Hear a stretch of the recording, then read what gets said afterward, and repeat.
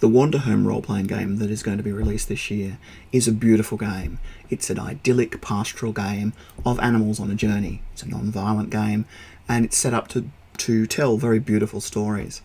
But the apparent simplicity and the wonderful design of the book, I think, runs the risk of missing the complicated design technologies and the genealogy that led to the creation of this game, because it looks like just like a beautiful handmade object, but in reality there's some very interesting, very cutting edge technologies that go into that.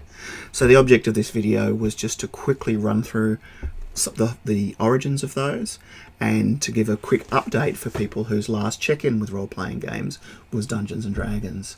And things in the last 20 years or so have come a long way, and at the moment I think Wanderhome is a great example of where they're at. So what do I mean by technologies? I mean the design, the ideas that go into what appears to be a very, very simple presentation are like the swan paddling with all the movement under the surface. There's a lot of fantastic ideas.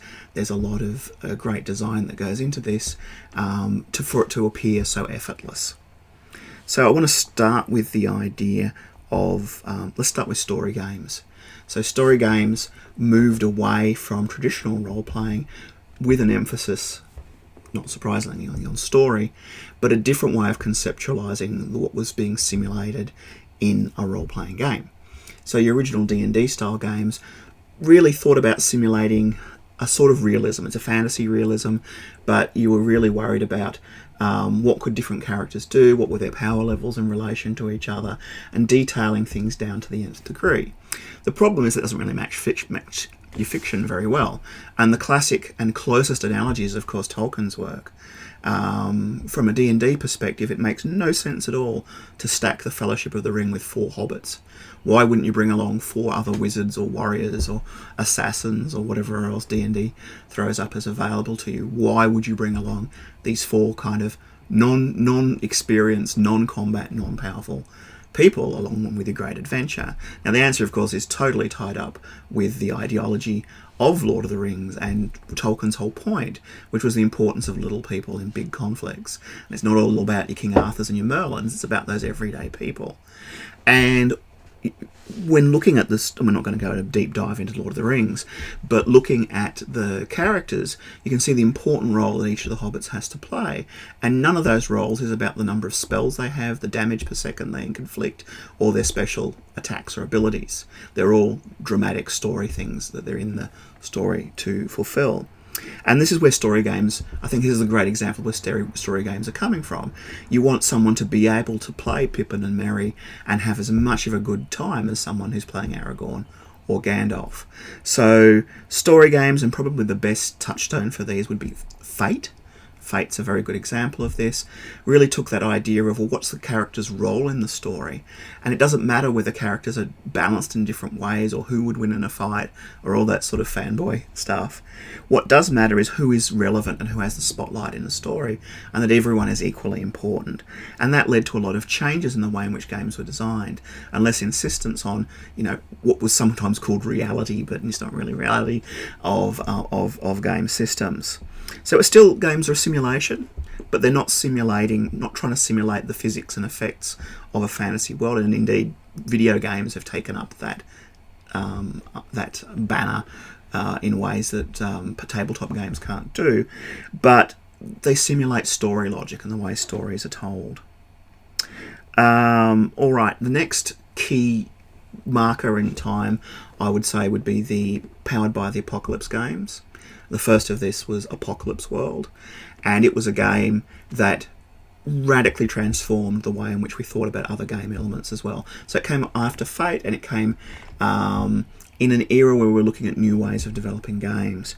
And one of the really important focuses of Apocalypse World was a game that's ready to play, that you can pick it up, you can play it with minimal preparation. The gaming world had gotten to a point where really most games were developing on this model of having a 400-page rule book and several hundred-page expansion guides and different books for each character class or race to develop, and they just became overwhelming to be able to read before you play, let alone to pay for the expense of these big systems. And the Apocalypse World turned this on its head and said, well, what about a system which is built collaboratively, where you provide the tools in the game to tell the story as it emerges, but you don't have to spend hours creating your character and, detailing to the nth degree about those characters. So that ethos really drove the development of a new way of gaming, of being able to create games that told smaller stories, that you didn't need to be able to run a 200 episode campaign to be satisfying. They would work well as one-offs or a couple of sessions. And that's really transformed the way in which games are designed, and also the way in which people become designers, because the entry costs of going into a field where you're expected to produce 100-page source books is too much for an amateur home designer, whereas a home designer could design a Powered by the Apocalypse game quite simply in a quite straightforward way. Apocalypse World also introduced a few other key innovations, and one of these is the Playbook. So instead of seeking to encapsulate all the rules for all the different characters and all the different ways in which you can devise a character in your 400 page core rulebook, what you would get is maybe a 8 page playbook, which would detail everything you needed for your character to begin, and each of the playbooks would contain multiple options of things you could pick from pick lists. So again, rather than saying here's a book of 200 spells, or here's a book of 300 different skills and abilities and specializations, it's a much simpler thing to begin to play with a playbook. You pick up the playbook for the type of character you want to play, that's based on the fiction for the particular setting, and you'd go through the tick list. And it can be really mundane things, like there's a tick list that says, what kind of eyes do you have, and or what names you can pick from. Of course, you can pick whatever you want as well, but it makes it a very simple way to create a character, and a differentiatable character. So when it comes to what your character's abilities are, you'll be able to pick through thematically relevant ones and pick it up and go pretty much straight away. Another element, and that also allows for a great deal of asymmetric game design, where you can really lean into the differences between those characters. So to go back to the Tolkien example, not that those poor characters would be very happy in Apocalypse World, which is really a Mad Max sort of world, but you would have a playbook for a character like Gandalf, who has a much bigger scale and much bigger things they can do than a character for one of the Hobbits, who have, again, very important things to do story-wise, but the different abilities they have and the things that prioritise what they can do are going to be different and quite asymmetric between those characters.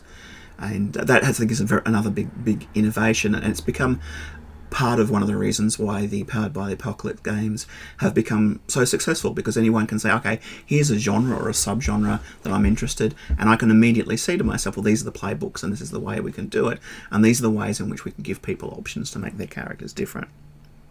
And key to that is also that pick up and play ideology, that you literally can just print out the playbook and maybe a guide sheet and you're ready to go. You don't have to try and make players read hundreds of pages of rules, which is always going to struggle. The other big thing I think that comes out of Powered by the Apocalypse games is the idea of failing forward. Games have traditionally had a roll of dice and see if you succeed mechanism. What these games do is make sure that there is a valid option, and these are called moves in their world, in the world of the Powered by the Apocalypse games, where you have a successful option, a very successful option, and a failure option, all based on the dice roll, all of which lead to interesting story conclusions or story directions. So you don't end up in a situation where a failure is just it's a failure, the story's blocked, or we can't go anywhere, or it's just a terrible situation. Each of the failures then leads to complications, leads to more story, and develops on. So that's has been known as fail forward. And it does mean that you're in situations where bad dice rolls can be just as exciting and interesting as good ones going forward.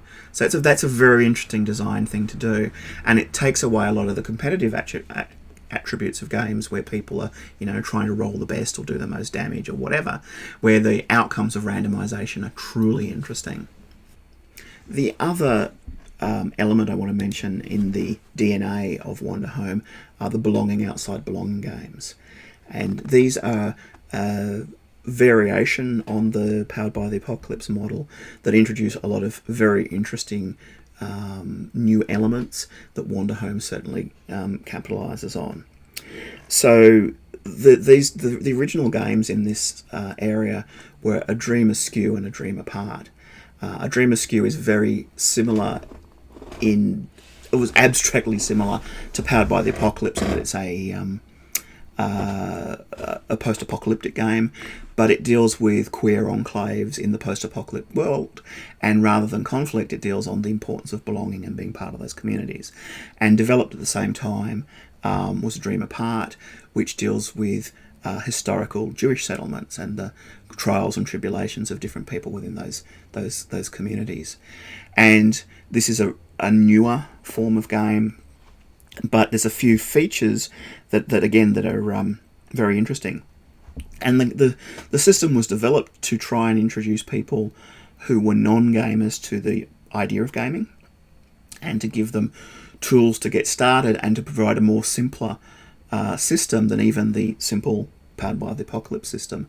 And it replaces the dice system with a system of tokens.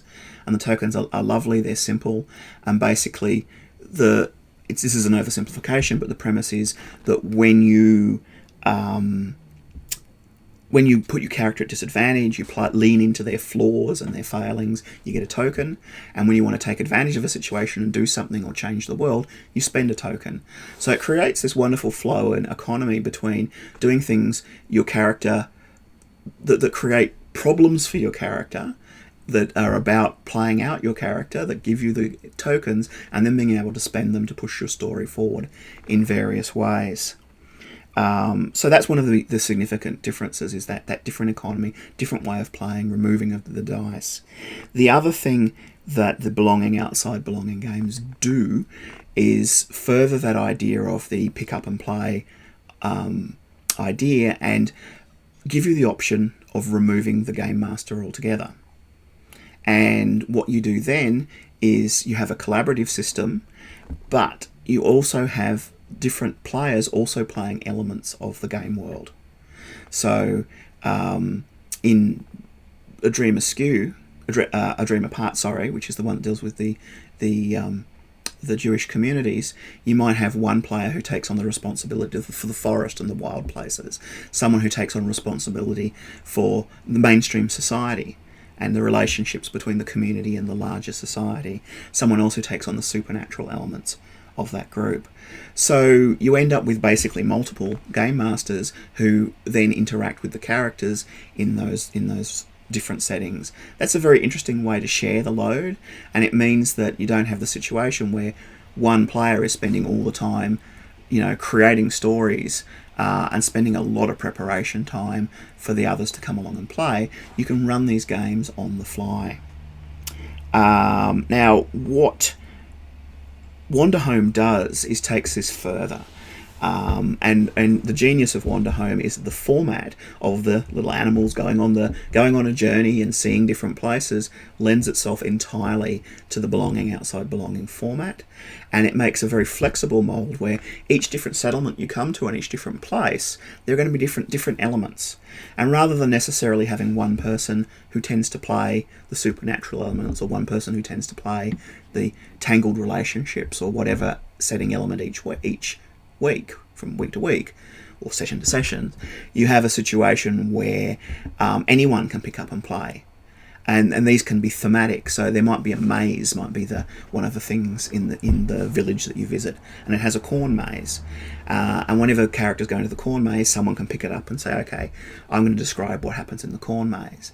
But you can also take that as a conceptual element, the maze of the idea of being lost, or the idea of not knowing where to go.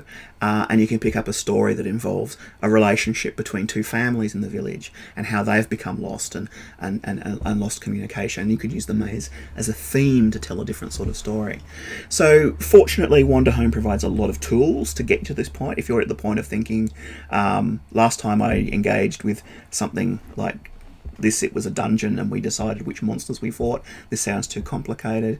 It provides a beautiful, elegant way of being able to pick story elements and shuffle the responsibility around.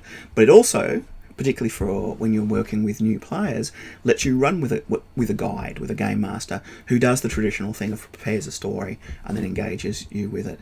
So just to recap, it is a beautiful, wonderful game. Pick it up when it comes out, but also to acknowledge that it has fantastic design innovations in itself, and it also rests on these series of design